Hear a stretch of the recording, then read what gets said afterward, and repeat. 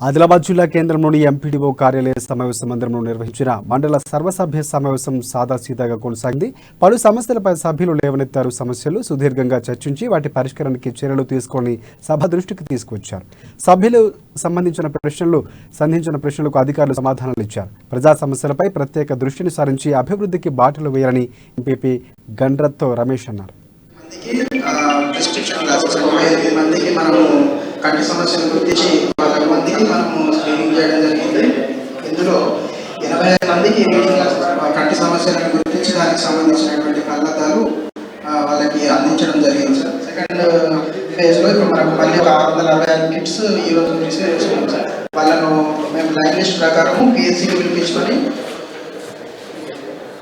మెయిన్గా ఇప్పుడు మనకు కంటి స్క్రీనింగ్ అనేది చేయడం జరిగింది. అదేవిధంగా చిచ్చివాడలో కూడా మంచిగా మొబిలైజేషన్ చేయాల్సిందిగా కోరుతున్నాం సార్. మళ్ళీ ఇప్పుడు మనకు ఖచ్చితంగా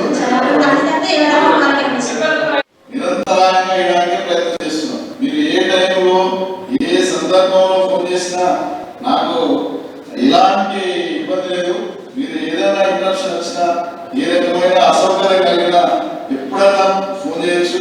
కాకపోతే ఈ రకంగా కొంచెం మీరు కూడా కోఆపరేషన్ చేయాలి. తర్వాత మనకు సీఎం వికాస్ వచ్చినటువంటి అప్లికేషన్స్ పూర్తిగా ప్రాసెస్ చేయడం, ఎస్టిమేట్ చేయడం, శాఖకు మన గిరిజన గ్రామాలకు మేము సబ్మిట్ చేయడం.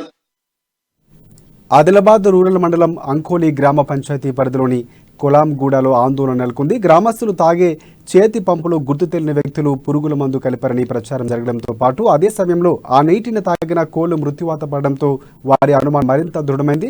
వెంటనే అప్రమత్తమైన సర్పంచ్ గ్రామస్తులు ఆ నీళ్లు తాగకుండా చర్యలు చేపట్టారు. అనంతరం పోలీసులకు సమాచారం ఇచ్చారు. రూరల్ నాగనాథ్ ఘటనా స్థలానికి పరిశీలించి వివరాలు సేకరిస్తున్నారు.